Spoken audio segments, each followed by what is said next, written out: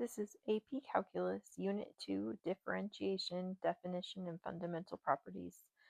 Topic 2.6, Derivative Rules, Constant Sum, Difference, and Constant Multiple. So I got a little bit ahead of myself on the last video and kind of with the power rule did some examples that included the constant multiple rule and sum and difference rule kind of at the same time. But for this video, we're going to talk about more examples of these and also kind of add a few extra things.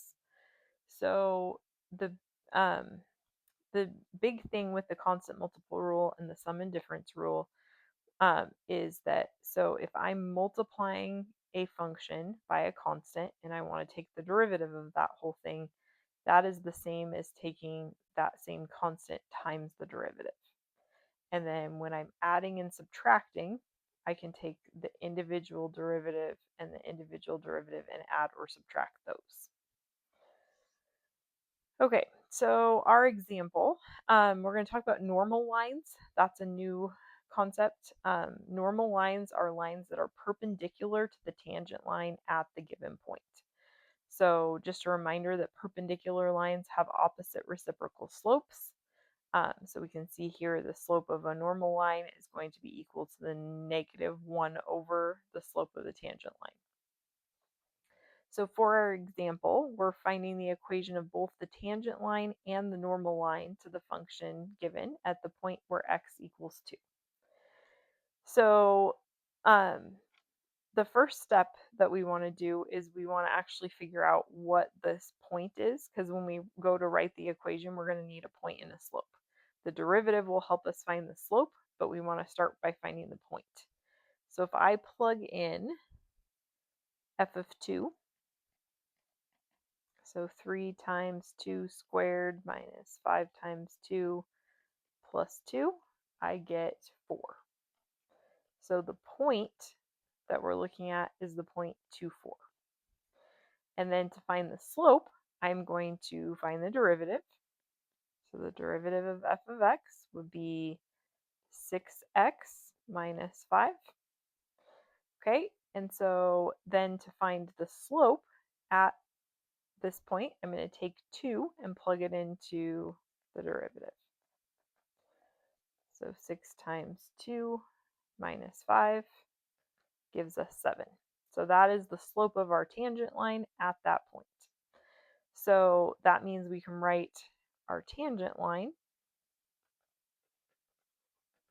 would be in point slope form would be y minus 4 equals 7 times x minus 2. And then our normal line, we're going to use that same point, but we're going to use the opposite reciprocal slope.